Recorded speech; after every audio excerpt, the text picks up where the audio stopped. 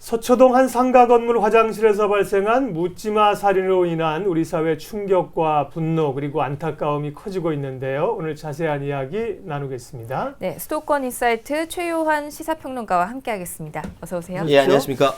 예, 충격적인 사건들이 계속 일어납니다. 네. 안 그래도 우울한데 말이에요. 사건의 전말부터 좀 짚어보죠. 지난 17일 새벽 1시경에 노래방에 딸린 남녀 공용 화장실에서 23살의 여성이 흉기에 찔려 살해가 됐습니다. 피의자 34살 김모 씨 사건 현재 폐쇄 회로를 CCTV를 분석한 결과 피해 여성이 화장실을 찾기 전까지 남성 6명이 있었는데 그 6명이 화장실에 들렀어요. 그때는 아무 행동도 취하지 않았습니다. 노래방 건물 1, 2층 사이에 위치한 화장실 앞에 나타나서 장시간 서성거리는 것이 포착이 됐고요. 이때부터 50여 분을 화장실 앞에서 기다렸던 겁니다. 누군가 피해자를 기다렸던 것이죠. 새벽 1시가 넘어서 소름 끼치지 않습니까? 네. 이게 이 여성이 화장실 칸에 머무는 동안 한 남성도 잠깐 들렸었는데 바로 볼일 보고 나갔고요. 그때 이 피의자 김모 씨가 바로 남성 칸에서 나와서 A 씨를 향해서 흉기로 수차례 찔렸다고 합니다. 인근에서 아르바이트하는 용의자 다음날 오전 10시에 김 씨를 검거했고요. 결국은 이제 2008년부터 조현병, 그러니까 정신분열증은 이제 조현병이라고 부르기로 했답니다. 치료 중이었고 약을 먹지 않다 증상이 악화돼서 범행에 이르렀다가 현재까지 경찰이 이야기한 겁니다. 네. 네, 이 가해자의 얼굴이 이제 상당 부분 공개가 됐는데 평범한 얼굴인 것도 어떻게 보면 사실 평범할 수밖에 없지만 놀라고 또 네. 상당히 또 차분해 보이더라고요. 오히려 범죄자는요, 이게 막 우락부락한 사람은 범죄자 아니에요. 이게 똑같이, 그래서 이제 악의 평범성이라는 게 거기서 나오는 것 같기도 네. 한데요. 전직 신학생이었답니다. 그러니까요. 네. 하느님 믿는 사람 믿으면 안 되는데 2014년까지 서울 지역의 한 신학원을 다니다 중퇴했고 교회에서 일을 했는데 교회 여성들에게 무실당했다 뭐 이런 얘기를 합니다. 또 한 온라인 커뮤니티 사이트 게시판에서는 강남역 살인사건 피의자가 쓴 글을 본 것 같다라고 하면서 제보도 하기도 하고요. 클럽의 여자들이 나를 무시한다 어떻게 할까 죽여버릴까 뭐 어쩌고저쩌고 해서 심한 욕설을 해놨습니다. 횡설수설을 해놨기 때문에 참 정신이 온전하지 않구나라는 것이 드러납니다. 그 영장실질심사 받은 서초경찰서에서 나오는 중에 이게 뭐랄까 이 마스크를 반쯤 가렸어요. 이렇게 네. 반쯤 가렸고 위에 눈하고 이게 눈매 다 보니까 멀쩡합니다. 예. 근데 무표정한 얼굴, 검은색 모자, 흰색 마스크 쓰고 있었고요. 기자들이 뭐 묻는데 대답하겠습니까? 묵묵부답.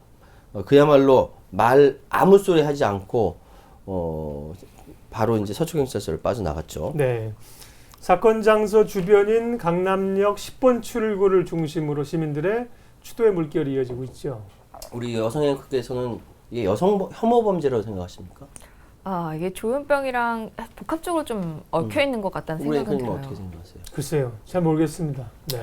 사실은 애매해요. 이게 그 여성 혐오 범죄이자 묻지마 살인이기 때문에 그래서 여성에 대한 묻지마 살인 뭐 이 정도로 해석이 될까요? 예. 지금 이것이 워낙 큰 충격이기 때문에 강남역 10번 출구에 추모 행렬이 정말 끊이지 않았습니다.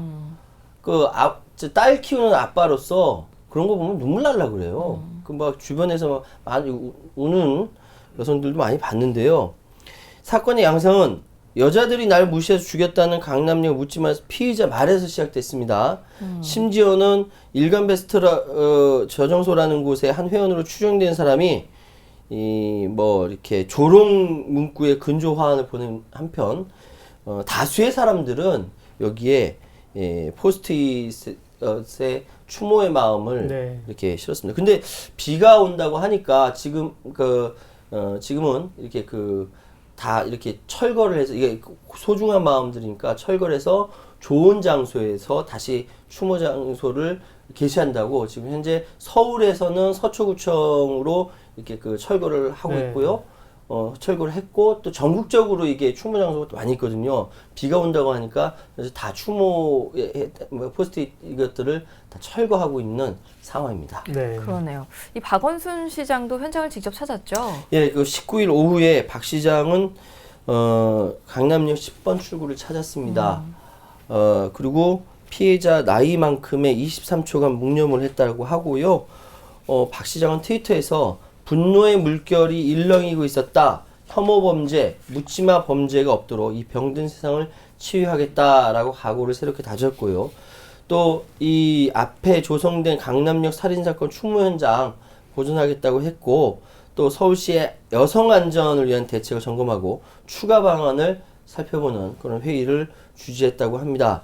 혹시 이 서울시에서 좀 잘해줬으면 좋겠어요. 네. 네, 이번 사건을 통해서 이제 우리가 배워야 할 것들을 아프지만 정리를 좀 해보죠. 몇 가지로 방향을 논의할 수 있겠는데요. 먼저 죄 없는 청춘이 정말 묻지마 살해를 당했다는 거, 그리고 남녀 공용 화장실의 문제점이 이번에 또 부각이 됐고요. 또 말씀하신 여성 혐오 범죄인가 이런 문제점이 있죠. 먼저 우리 사회에 이렇게 묻지마 범죄가 왜 이렇게 많이 발생하는 걸까요? 이게 사실 묻지마 범죄는 이번 사건뿐만 아니라 전국적으로 이런 사건들이 많이 있습니다. 네. 그리고 사실 우리나라만 있는 것이 아니라 전 세계적으로도 굉장히 많이 있습니다. 지난 2일 대전의 한 아파트에서 친구와 다툰 10대 청소년이 화가 난다는 이유로 이웃 주민 20대 여성을 막 벽돌로 때리는 경우도 있고요. 30대 남성이 결별을 선언한 10대 여자친구와 애꿎은 그 친구까지 무참히 살해하는 경우도 있고. 그러니까 분노 조절 장애인 것 같아요. 화가 나니까 앞뒤가 가려지지 않는 거죠. 서초구 하여튼 수차례 이렇게 많은 이렇게 사건들이 벌어지고 있습니다. 이 상황에 대해서 경찰은 이렇게 이야기합니다. 실무 입장에서는 증오 범죄와 정신질환 범죄를 구분한다라고 이야기를 합니다. 네. 그러니까 구분이 가능하겠죠. 그러니까 조현증에 의한 이 범죄하고 이게 실제로 누굴 목적의식적으로 미워서 해코지를 그 증오 범죄는 구분이 되겠죠. 그런데 이제 망상을 갖고 있었던 사람이 이렇게 사건을 벌이면은 피해망상에 따른 정신질환 문제로 보는데 마침 피해를 당한 사람이 인종이 다른 사람이다. 라고 했을 때 그걸 인종 혐오 범죄로 보지 않는다는 거죠. 일단 기본적으로 망상부터 출발한 거기 때문에. 그래서 뒤에서 걸어오는 사람을 스파이로 보고 해친 경우에도 반정부주의 범죄로 보지 않고 실무 입장에서는 정신질환 범죄라고 보고 있답니다. 경찰이 여기서 굉장히 상세하게 소상하게 브리핑을 했어요. 오해를 많이 받으니까. 경찰청의 보고서를 따르면 2006년부터 지난해까지 발생한 이상범죄 46건 가운데 망상이나 환청 등 정신질환에 따른 범죄가 전체의 39%인 18건이라고 하니까 특히 18건 중에 조현병에 의한 진단이 13건이라고 하니까 상당히 많은 부분을 차지하고 있는 것이죠. 네. 그리고 결국에 남녀 공용 화장실에서 이 사건이 벌어지면서 그 위험성이 도마 위에 올랐잖아요. 그렇습니다. 사실은 남자, 여자 화장실인 보통 건물은 다 구분이 돼 있는데 2004년 이전에 지어진 작은 건물은 구분이 안 돼 있거든요. 그렇죠. 사실 굉장히 민망해요. 민망하기도 한데 여기가 이제 유흥가 밀집 지역이 30% 이상이 남녀 공용 화장실을 사용하고 있다 이런 통계도 있고요. 실제로 이 사건 이후에 피해를 입을 뻔했다, 피해를 입었다 이런 증언들이 끊임없이 나옵니다. 화장실에 가서 피해를 입었다는 것이 굉장히 많고요. 2008년에도 대구를 떠들썩하게 했던 노래방 살인사건, 이거 역시 공용 화장실에 들어간 여자를 뒤따라가서 이렇게 마구 이렇게 사건을 벌인 거죠. 2012년 여름 강서구 화곡동의 한 호프집에서도 마찬가지입니다. 네, 근데 남녀 화장실이 사실 업무 시설 3,000제곱미터 이상 그리고 상가 2,000제곱미터 이상 이는 당연히 분리가 되어 있어야 됩니다. 법적으로. 그런데 사실 2004년 이전에 소규모 건물에는 규제가 없습니다. 그래서 이 규제 없는 것에 대해서 서울시에서 지금 국회에다가 법으로 입법할 수 있도록 요청을 하고 있고요. 네. 실제로 살인, 강도, 성범죄 등 74%가 지금 공중 화장실에서 벌어진다라는 것이 2014년 경찰청의 자료입니다. 네.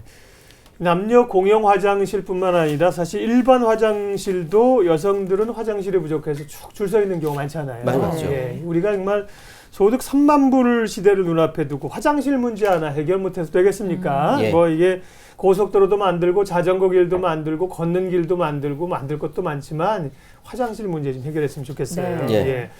자, 이런 그 남녀 공용 화장실에 따른 불안감과 사고가 실제 발생하자 서울시가 입장 개선책을 좀 내놨습니다. 그러니까 뭐 간단한 거죠. 2004년 이전에 남녀 화장실 같이 붙어 있으니까 이게 안 된다는 거가 이거를 층별로 나눠서 사용해라 이렇게 네. 하는 거죠.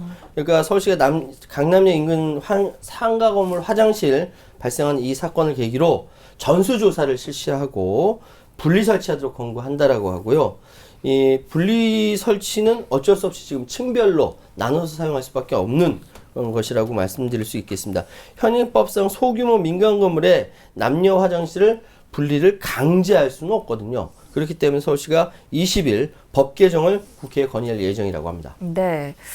아무래도 서울시가 좀 발빠른 대응을 했기 때문에 전향적인 결과를 가져올 수 있길 어떤 바라는 마음이 모이고 있는데요. 여기에 또 하나 아까 말씀드렸다시피 여성 혐오 살인이 아니냐 뭐 네. 이런 애매한 쟁점이 있어요. 예. 언제부터 이렇게 성별 논란이 좀 우리 사회에 좀 요새 좀 더 많이 대두가 되고 있는 것 같아요. 사실 남자 여자 차별은 뭐 태초부터 있었죠. 예, 태초부터 있었던 일이고 우리나라 뭐 가부장적인 조선시대 여자 차별하는 거 뭐 그거 여러분께서 너무 잘 아실 텐데 문제는 자 2016년 아직도 그러고 있다라는 것이죠. 네. 또 이거 이러면 또 어떤 남성들은 그렇게 얘기합니다. 모든 남성을 잠재적 범죄자로 취급하냐 이거 반발하거든요. 그러면 안 돼요. 그런 짓을 해왔잖아요. 또 실제로. 자 사건 피의자가 경찰 조사에서 여성 혐오나 반감이 없었고 여성에게 실제적인 피해를 당했기 때문에 범행을 저질렀다라고 이야기합니다. 아니 자기 자신이 여성 혐오나 반감이 없는데 여성에게 실제적인 피해를 당했기 때문에 범행을 저질렀다? 그럼 그 여성한테까지 왜 엉뚱한 23살 여성한테 하냐? 그러니까 이게 여성 혐오 범죄라는 욕 안 먹습니까? 지금 2003년부터 7년 사이에 성별에 관계없이 누군가 자기를 욕하고 뭐 이렇게 괴롭힌다 막 이렇게 이야기를 했고 사실 이럴 때 옆에서 케어를 제대로 해줬어야 했는데 못했다는 것이죠. 실질적인 피해가 뭐냐면은 지하철에서 어깨를 치고 가더라 보니까 여자더라. 그리고 누군가 여성들이 담배꽁초를 자기한테 막 던진다. 그리고 자기가 가는데 이제 일부러 천천히 걸어가면서 앞을 막는다. 그러니까 조현증의 발로라고 말씀을 드리겠습니다. 그런데 그것이 다 여자라는 거죠. 그래서 여성을 피해 입었다는 거죠. 그러니까 더 이상 이렇게 있다가 내가 죽을 것 같아서 내가 먼저 죽여야겠다. 당하고 있을 수만 없다라고 진술했습니다. 자, 여기까지가 팩트거든요. 이 자세한 거는 우리 시청자 여러분께서 잘 판단하시기 바랍니다. 네. 네. 근데 이 여성 혐오 범죄가 아니냐 맞느냐 논란이 있는데 남성을 노리고 기다리진 않았을 거 아니에요, 그죠? 저희가 예. 그 프로레슬러인 그 방송인 김남훈 씨가 네. 여기 추모 공간에다 그렇게 적었어요. 내가 거기 있었으면 네가 날 죽였겠냐. 그러니까요. 덩치가 네. 이렇게 크고 산만한 사람이 그 화장실에 있으면은 그래서 나오면은 실제로 죽였겠는가.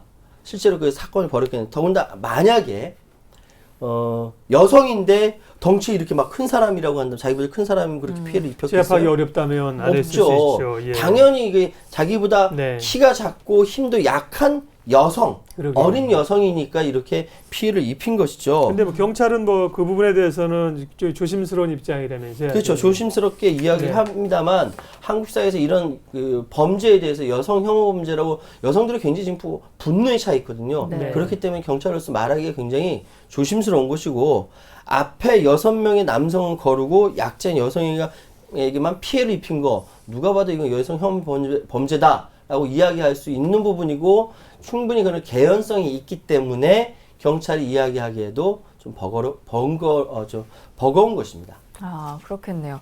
불안함도 있고요. 또 불편도 있고요. 그리고 안전까지도 또 결국에는 네. 그러면 시민이 이렇게 다 책임을 질 수는 없는 거잖아요. 그러니까 우리 사회가 어떤 해결책을 좀 내놔야 하지 않을까요? 자, 여성 혐오 범죄인지 불특정 대상을 상대로 한 범죄인지 상관없이 결국 피해자는 여성이라는 거죠. 그것이 내 누이가 될 수 있고 네. 내 아내가 될 수 있고 여자친구가 될 수 있고 누나가 될 수 있고 동생이 될 수 있고 내 딸이 될 수가 있습니다. 혹은 장애인들. 그렇죠. 예. 가해자는 범죄 대상이 여성이면 상관없었다. 상관없다. 누구든 상관없다고 생각했던 것 역시 사실이고, 그렇다면 결론은 뭐냐면은 여성에 대한 묻지마 범죄라는 거죠. 남성이 아니라.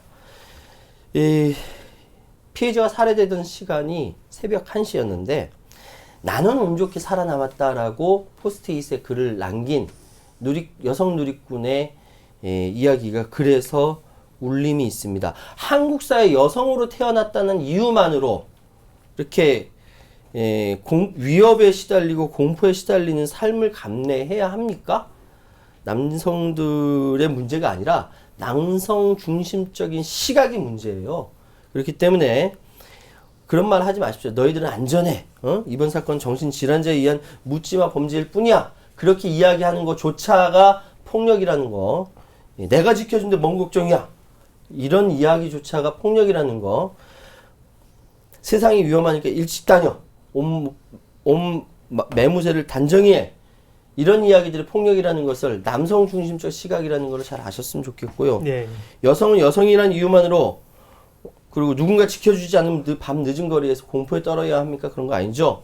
그렇기 때문에 이번 사건을 계기로 우리 서울시 공동체 자체가 깨달음이 있었으면 좋겠고 각성이 있었으면 좋겠고 이해가 있었으면 좋겠습니다. 남자 여자한테 갈라져서 싸우지 말자고요. 예, 그런 어떤 많은 분들이 추모하고 계신데 이상한 말을 하는 분들이 또 있는데 그런 건 뭐 우리가 얘기해봐야 시간 낭비고요. 어쨌든 이 시스템을 만들려는 노력은 더 이어져야겠죠. 서울시도 여성들 안심 귀가를 위해서 여러 정책들 쓰고 있잖아요. 그런 정책들은 차제에 조금 더 공용 화장실도 분리하는 것도 그렇고 또 탄력을 좀 받았으면 좋겠네요. 앞으로 사실은 안전이라는 화두가 재작년에 세월호 사건을 통해서 정말 안전을 통해서 이렇게 나왔는데 이번 사건이 또다시 강남역에서 벌어진 세월호 사건이고요. 옥시 사건은 안방에서 벌어진 세월호 사건이고요.